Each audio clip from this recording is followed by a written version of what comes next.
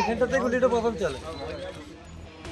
তৃণমূলের গোষ্ঠী সংঘর্ষে উত্তাল বাঁকুড়ার সোনামুখী থানার চকাই গ্রাম। অভিযোগ, শনিবার বিকেলে একটি নিকাশি নালা তৈরিকে কেন্দ্র করে চকাই গ্রামের তৃণমূল বুথ সভাপতি নসিম শেখের সঙ্গে বিবাদ বাধে দলেরই কর্মী সেকেন্দার খানের। অভিযোগ, সেকেন্দার ও তার দলবল আচমকাই চড়াও হয় নসিমের ওপর। নসিমকে লক্ষ্য করে সেকেন্দার একের পর এক গুলি চালায় বলে অভিযোগ। একটি গুলি নসিমের পেটে লাগে। বিকেলে নাসিম শেখ বুথ সভাপতি ও যায় চা দোকানে চা খেতে।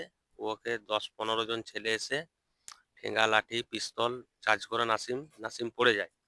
তখন পাবলিক দেখতে না পেরে পাবলিক ওকে এইটুকু দেখেছি। আর যত সব হচ্ছে সব কাইমুদ্দিন হাজারি ব্লকের জয়েন্ট সভাপতি কোরা করাচ্ছে। ওর নেতৃত্বে এই ঝামেলাটাও দাদাগিরিটা করছে। কাল ঘটনা বলতে ওই যে মারামারি হয়েছিল, মানে গুলি চালাচালি করে দিয়েছে। ওই সাইম চালিয়েছে নাসিমকে। হ্যাঁ, তিনটে এখন বাঁকুড়ি আছে। চকাই গ্রামের অধিকাংশ বাসিন্দাই তৃণমূল নেতা সেকেন্দারের বিরুদ্ধে এলাকায় সন্ত্রাস চালানোর অভিযোগ করেছে। সেকেন্দার খান এলাকায় দীর্ঘদিন ধরে একবারে দাপাদাপি করত এবং এলাকায় একটা সন্ত্রাস চালাতো। সেই সন্ত্রাস কখনো কোনো সরকারি প্রকল্পের কাছ থেকে টাকা নেওয়া বা উপভোক্তার কাছ থেকে টাকা নেওয়া বা কোনো কাউকে গুন্ডামি দেখিয়ে, বন্দুক দেখিয়ে বিভিন্নভাবে তারা কিন্তু সন্ত্রাস চালিয়ে যেত।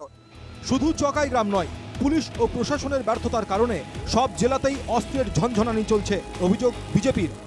ব্যর্থ পুলিশ মন্ত্রী, ব্যর্থ মুখ্যমন্ত্রী, এ দায় সম্পূর্ণ পুলিশ মন্ত্রীর। কারণ বেআইনি অস্ত্র এত ঘুরে বেড়াচ্ছে, সেটা ধরতে পারছে না পুলিশ মন্ত্রী।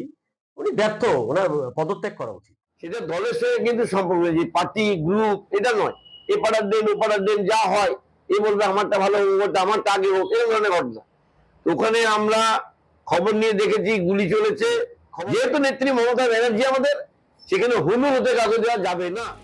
গুলিবিদ্ধ নসিম এবং গ্রামবাসীদের মারধরের জখম সেকেন্দার বাঁকুড়া সম্মিলনী মেডিকেল কলেজে ভর্তি। চকাই গ্রামে বসেছে পুলিশ পিকেট, নামানো হয়েছে র্যাব।